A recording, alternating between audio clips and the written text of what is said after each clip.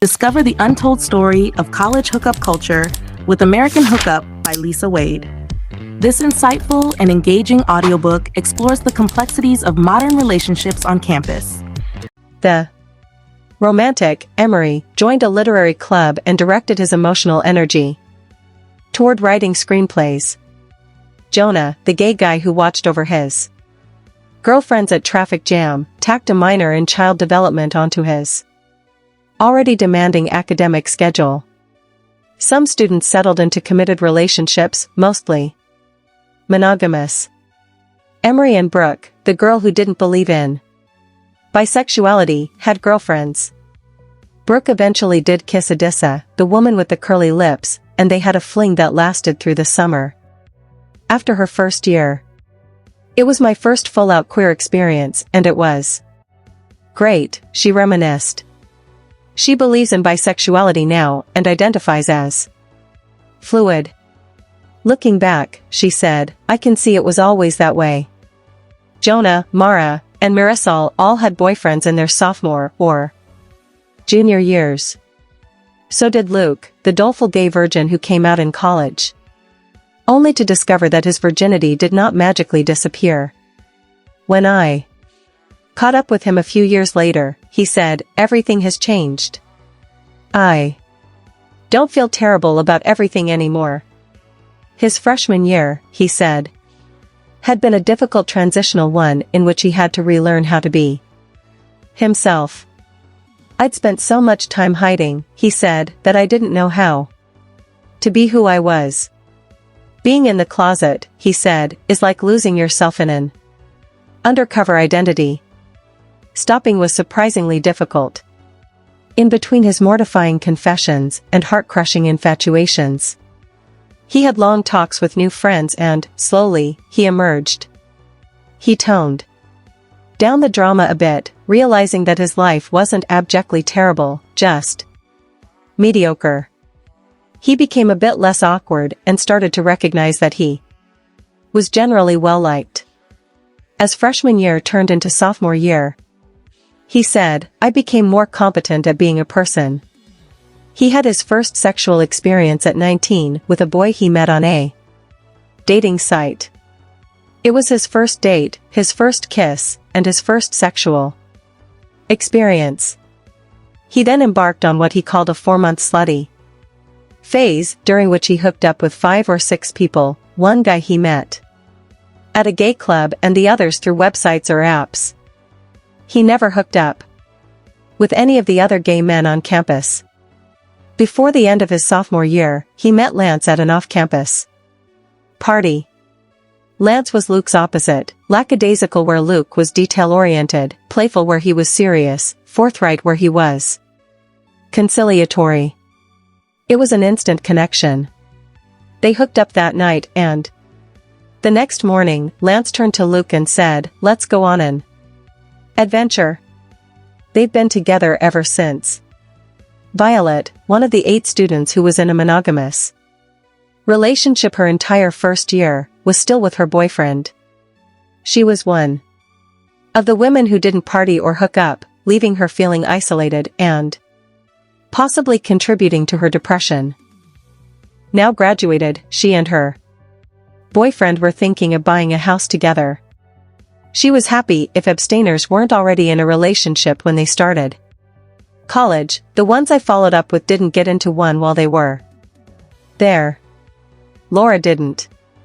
She was the girl who mocked the grinding at parties. It seemed to her that there were only 2 kinds of women in college, casual sex girls and conservative girls. Where, exactly, did a sociable but slightly prudish feminist fit in? In her first year, this question inspired her to write, forebodingly, "I cannot envision a happy relationship trajectory for myself." When I read her this line after graduation, she was shocked. "Wow," she said. The summer after her senior year, she did end up in a relationship, a short but happy one. It softened her heart a little. "I felt, you know," she said sheepishly, "clichés. They were kind to each other. Her boyfriend, she remembered warmly, was better for her than the person she would have made up for herself. Though they broke up, each to pursue their own separate lives, the experience was affirming. I think of putting myself out there now, she said, reflecting on what she wrote years before. I can envision it now. For Vanity Fair, journalist Nancy Jo Sales profiled a handful of highly educated, mostly white millennials who congregated in the bars of Manhattan, and concluded that we are at the dawn of the dating apocalypse. In her story, young people in bars looked at Tinder instead of each other. Finding a partner was akin to online shopping, and sex was easy. Too easy, the men she talked to said. You can meet somebody and fuck them in 20 minutes, explained one. I've gotten numbers on Tinder just by sending emojis, said another. People didn't get to know one another in Sales's dystopia. They just got on their respective devices, picked someone hot, sent each other erotic emojis, met up for sex, and never contacted each other again. The date. That intentional romantic evening, designed to allow people to find out if they like each other before getting naked, seemed dead, and commitment was going with it to the grave.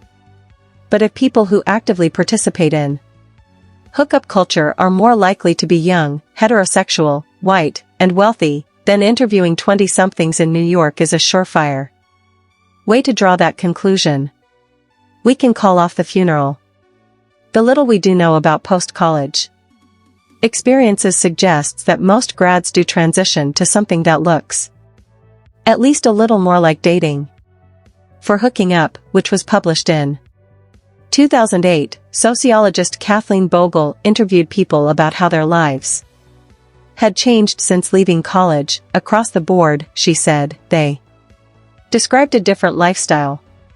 They started full-time jobs, moved to new cities where they didn't know anyone, and found that apartment buildings weren't anything like residence halls. They spent more time alone. They got up early and went to bed on time. Women were surprised to find that they were asked out to dinner.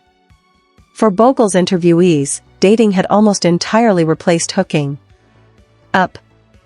They were no longer surrounded by peers in whom they placed an implicit, if unadvisable, trust. If they did meet someone they were interested in hooking up with, they probably weren't neighbors. Women, especially, but some men, too, were reluctant to get into a car and drive to someone else's turf. There were also fewer Saturday and Sunday morning recaps, and casual sex was an inappropriate topic around the water cooler at work. Bogle's interviewees also suggested that the time for hooking up had passed. College was for going wild, but after graduation, Bogle explained, a new definition of the situation took hold. Even fraternity men, she noted, were leaving their hard-partying, womanizing ways behind. Everyone seemed to be looking for something a little more subdued. One of her male interviewees described the change in himself this way. I don't know, you are looking for more of a relationship. I know this person, I can trust them, I can share things. If I have a bad day, they will listen to me, those kinds of concepts. Meeting someone in a bar, buying them drinks, getting them drunk, and hooking up in your car, there is not quality there at all. You don't even know if that is their real name they gave you. As you get older, you want something more solid. So, Bogle's grads dated, quite traditionally in fact, with men proposing outings, paying, opening car doors, and the like. Men seemed to interact with the opposite sex as one might expect their grandfathers would have done, Bogle said, seeming surprised. Though they may have hooked up with abandon in their college years, everyone seemed to transition quite seamlessly to dating once college was over. Like Bogle's interviewees, most of my grads were not hooking up. Certainly not regularly, and their lives had changed in similar ways. They had to work harder to find people they were attracted to now that the organized group activities that had facilitated hooking up in college were behind them. Burke, for example, had moved to rural Vermont to work on an organic farm. After about a month, there were no new people to meet. And it was a 60-mile drive to the nearest big city. Emery and Rosalind had moved back home to live with their parents, which wasn't conducive to casual sexual encounters. Rosalind was also working 50 to 75 hours a week as a youth advocate. She was tired at the end of the day. When my grads did go out drinking, there was rarely anywhere nearby to get horizontal. Driving to somebody's house was a deterrent in itself, and having to drive at all usually kept the level of inebriation at an unreasonable, non-hookup inducing level. Sometimes, if the situation was just right, hookups happened. One of Bogle's interviewees said that hooking up was still in full swing at the Shore, a beach vacation spot that brought together many young single people for drinking and sunbathing. Likewise, a few of my students had found themselves hooking up at the occasional house party, but the raucous blowouts didn't happen with nearly the same frequency. None of my students continued to feel like they were inside a hookup culture, except Omar. When I called him to reminisce about his first kiss with that shy brunette, I discovered that he didn't kiss women at all anymore. After college, he came out as gay and moved to New York. In the Manhattan neighborhood of Chelsea, surrounded by gay men and living directly across the street from a gay bar, there was plenty of hooking up to be had. His hookups led to a relationship, as they often do. And he was living with his boyfriend when we talked. A recent report found that a third of new marriages could be traced to a hookup. That seems high to me, but maybe Omar will be among them. Of the students I followed up with, only Esther and Petra were still enthusiastic about hooking up. After college, Petra enrolled in a master's program, and she still preferred hookups to getting involved. She met guys she was attracted to, she said, but it didn't occur to her to think about dating them. It's weird when people are date why, she laughed. She had her career to contend with and had no intention of making any big compromises for anyone anytime soon, so something serious was off the table. Hooking up still worked for her. There was one way, though, that my grads were very unlike Bogle's. Almost all of the single students I followed up with were struggling with the transition to dating, going on dates, that is, before hooking up. They used words like weird and miserable to describe it. My first reaction was to think, yes, that sounds about right. Welcome to dating, kids. It's a thing grown-ups do that is weird and miserable. But I eventually came around to the idea that there is something uniquely Byzantine going on for new college grads. Laura called it hard. She felt that hookup culture and dating culture were blurred post-grad. It was as if both sets of rules applied simultaneously, and a person could change course at any time. If she was standoffish, would it be read as rude, new rules? Or if she was warm, would it be seen as clingy, old rules? Should she text him back when he texts her, new rules? Or should she wait so as to seem nonchalant, old rules? There's no ground beneath your feet, she said. Everything seemed to be in flux. Laura might be right that hookup culture and dating culture coexist among new college grads. Alternatively, hookup culture may have infiltrated dating for all adults, shaping dating culture for all of us. That could very well be confusing. People have completely forgotten how to date, was how Burke put it. He was always more interested in dating than hooking up, but it was difficult in college because he had no car and almost no money. As a man with a decent paying job, it's easier. He's able to suggest activities, take the wheel, literally and figuratively, and even pay for things. Women aren't used to it, he observed, but they like it. Since dating culture still gives men the right to take charge, it may be easier for guys who want to date after college to do so. Women who are equally forthright can be seen as aggressive, so they may be stuck hoping that the guy knows what he's doing, and there may not be many young men who do. Burke, as he always was, might still be in the minority. He certainly had the sense that he is. Only one student described a seamless transition to dating. After coming to identify as a survivor instead of a victim of sexual molestation, thanks to the friends she made in her first year, Marisol began dreaming of starting a nonprofit organization dedicated to helping children. Business school was the first step. She was accepted to a competitive program in a big city where people were aggressive. Her fellow business students, she said, didn't hesitate to ask her out. Maybe it takes a certain kind of person to brashly forge ahead into a new sexual culture with confidence. It may be that dating culture isn't as strong as it was almost a decade ago. Things may really be changing quickly. We know they sometimes do. At the colleges where I've lectured, seniors sometimes pull me aside anxiously and ask how they are supposed to behave once they graduate. For quite some time, I thought they were exaggerating their confusion, but I've come to think that they mean it seriously. Some seem to find dating as mysterious as they would a VHS tape or a rotary phone. When the subject of dating came up, they would frequently inquire, like, dinner and a movie? The phrase dinner and a movie came to stand in for this thing. They had heard of called a date, but they didn't really have any idea what it was or how to do it. At Boston College, a philosophy professor named Carrie Cronin similarly discovered that her students didn't seem to know what dating involved.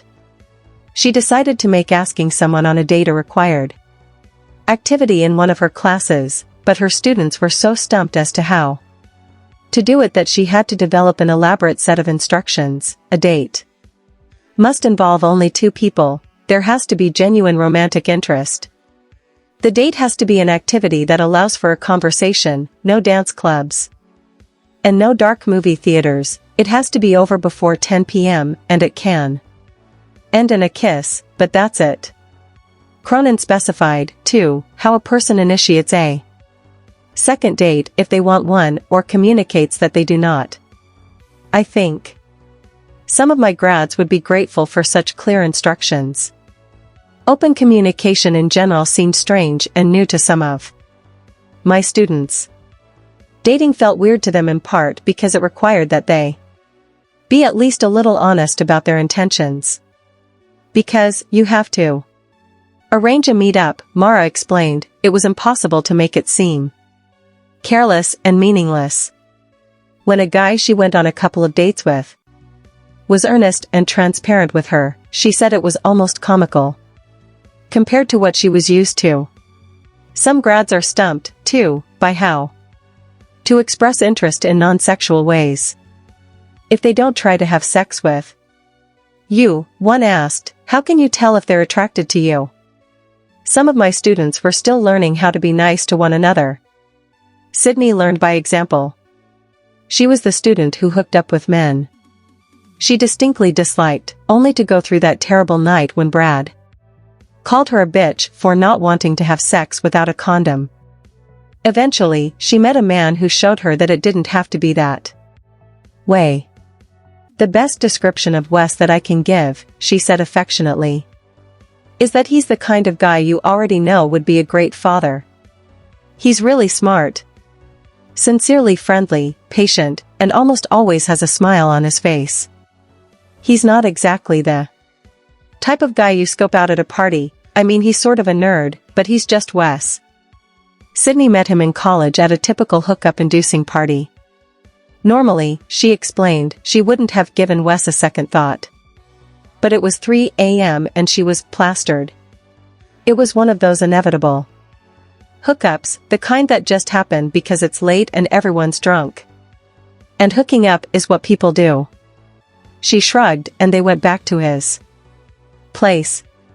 They kissed, but he surprised her by deciding that she was too drunk to go further. The next morning, he shattered everything she thought she knew about men. At first, her intention was to flee. I remember waking up next to him in the morning, she said, wondering why I was even there, but there was something in his voice. He acted nonchalant about whether she stayed or went, as the rules of hookup culture required, but Sydney heard a hint of pleading. So, she decided to take a chance. Reflecting, she said, I knew that I felt safe with him, drunk, sober, as a friend, and in bed. I wanted to let him know he was safe with me too. So I got back in bed, and I told him that I would stay as long as I was welcome to. They stayed together for quite some time. Farah hadn't been so lucky. She was still trying to melt down the cold shell that she'd built around herself to survive hookup culture.